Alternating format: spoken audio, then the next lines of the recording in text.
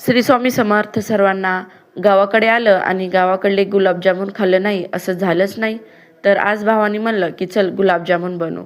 तर आम्ही 2 किलो खव्याचे गुलाबजामुन बनवत आहे.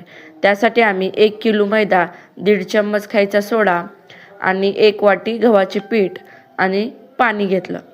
तर सर्वप्रथम प्लास्टिकचं टोपलं घेतलं आणि त्यामध्ये 1 किलो मैदा घेतला आणि 1.5 चम्मच खायचा सोडा टाकला. गावाकडे कसं हाताचाच माप असतो अचूक चूक.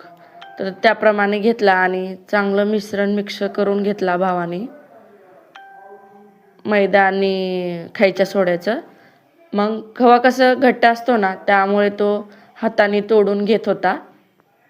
हे बघा, असे जरा घट्ट असल्यामुळे तोडता येत नव्हतं. तर तो बारीक बारीक तुकडे करून घेत होता खव्याचे आणि हळूहळू मिश्रणामध्ये मिक्स करत होता. थोडा थोडा खवा घेऊन थोडं थोडं मिश्रणामध्ये मिक्स करून घेत होता. हाताने चोळून खवा, कधी त्याचे तुकडे करून, कधी त्याला असं म्हणजे हाताने बारीक बारीक तुकडे करून मिक्स करून घेत होता. हे बघा कशा प्रकारे तो मिक्स करून घेत आहे. म्हणजे जेवढे आपले जास्त खवा त्या मिश्रणामध्ये मिक्स होईल पिठामध्ये, तेवढे आपले जामून छान होतात बघा. हे बघा, तो 2 हाताने मिक्स करून घेत आहे बघा.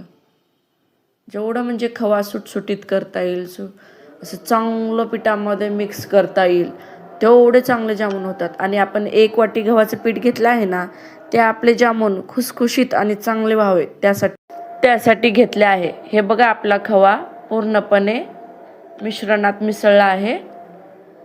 2 हाताने खवा मिक्स करून घेतच आहे. 2 हाताने मॉलिश करून घेत आहे बघा पिठाची.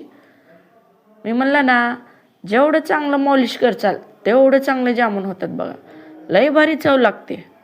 तर बघा, मग तो थोडं थोडं पाणी टाकून पीठ तिंबून घेत होता.